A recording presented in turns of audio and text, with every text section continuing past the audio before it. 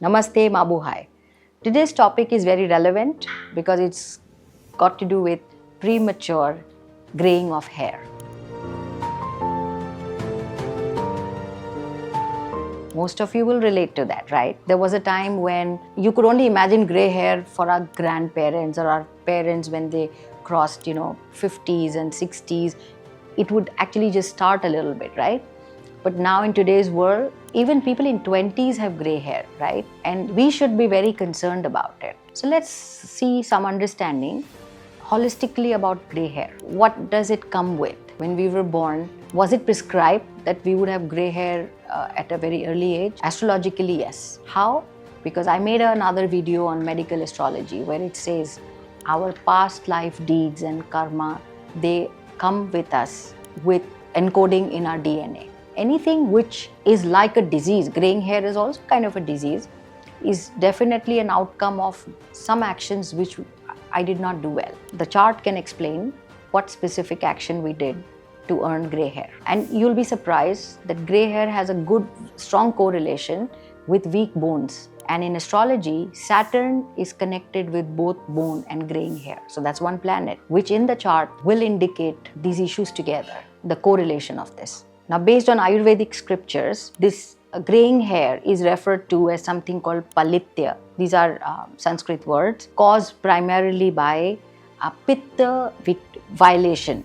Our acids which aid or enzymes which aid digestion primarily cause graying hair, and will relate to how the end result is gray hair. The imbalance of doshas in our body, which is primarily pitta dosha, which is related with endocrine glands and the ability to digest food, primarily centered around our stomach, leads to an issue with our bones, impacting all minerals and vitamins which help bones get strong.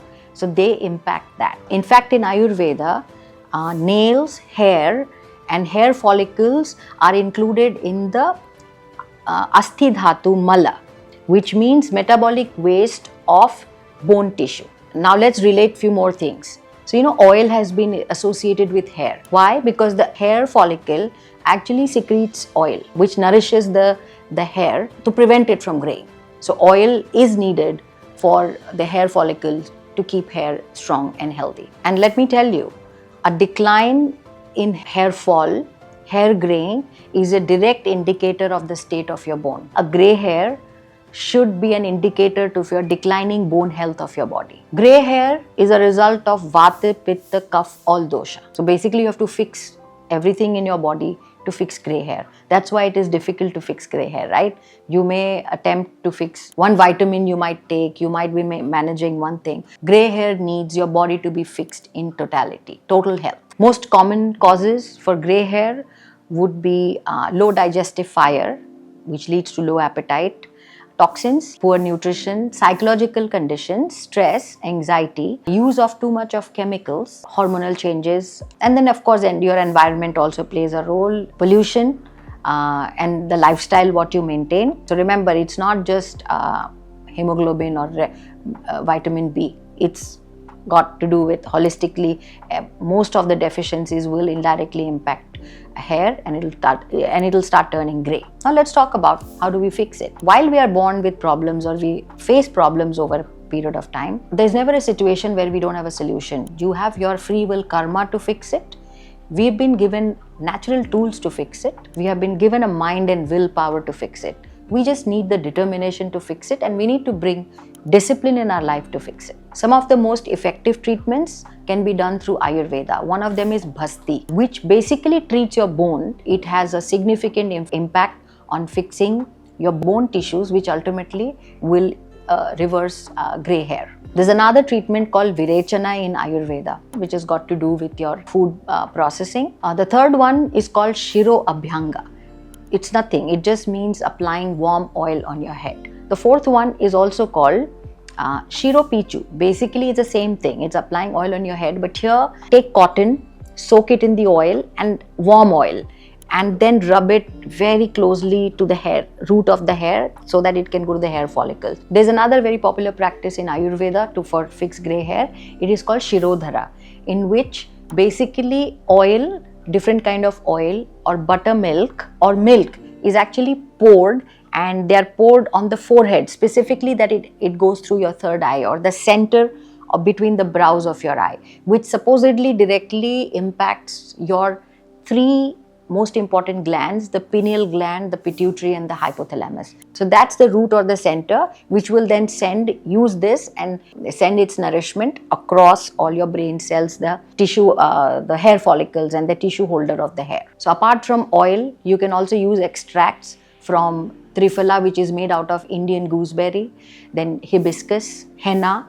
These are all again medicines for our grey hair, basically to nourish our hair follicles and tissues around that. And needless to say, avoid gels, using creams or shampoo which are very high on chemicals. Chlorine water is another hazard for grey hair. Foods, I think you already know. I don't encourage non-vegetarian food, so I would say more on vegetarian diet, healthy diet. But remember, only food will not do. Rest all what I mentioned, it also has to be addressed. It has to be a holistic care. Sleep also plays an important role in your grey hair. If you are sleeping in the daytime, you need to sleep more than what you would have slept in the night time. That's another rule. The last piece of it, what else can we do to help grey hair? Another dimension of remedy is yoga and pranayam. Pranayam less, because pranayam will have to support yoga, but primarily from yoga perspective, yes.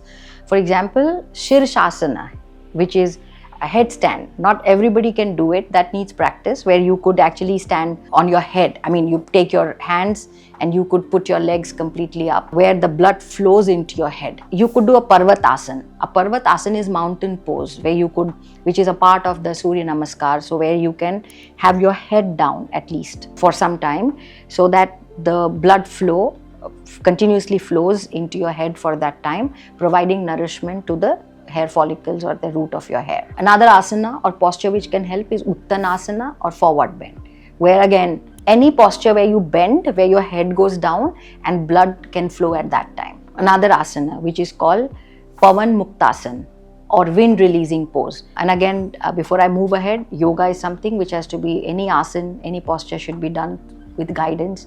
Don't attempt it on your own. You might hurt your body. Adho Mukh Shavasana or downward facing dog pose. Rubbing nails. Rubbing nails will have an impact. Again, too much of details of that, some other time I'll explain, but it helps preventing graying hair, helps your bones as well, the bone tissues. And Halasana or plow pose. So these are some of the postures from a yoga perspective.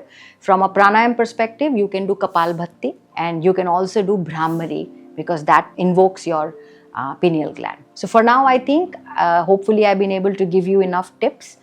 Please pay attention. These are important. We all want to look good. We don't want to age quick, and we don't want to have certainly grey hair, and we don't want to use dyes. As always, looking forward to your feedback. Please share your comments, like, subscribe, and share.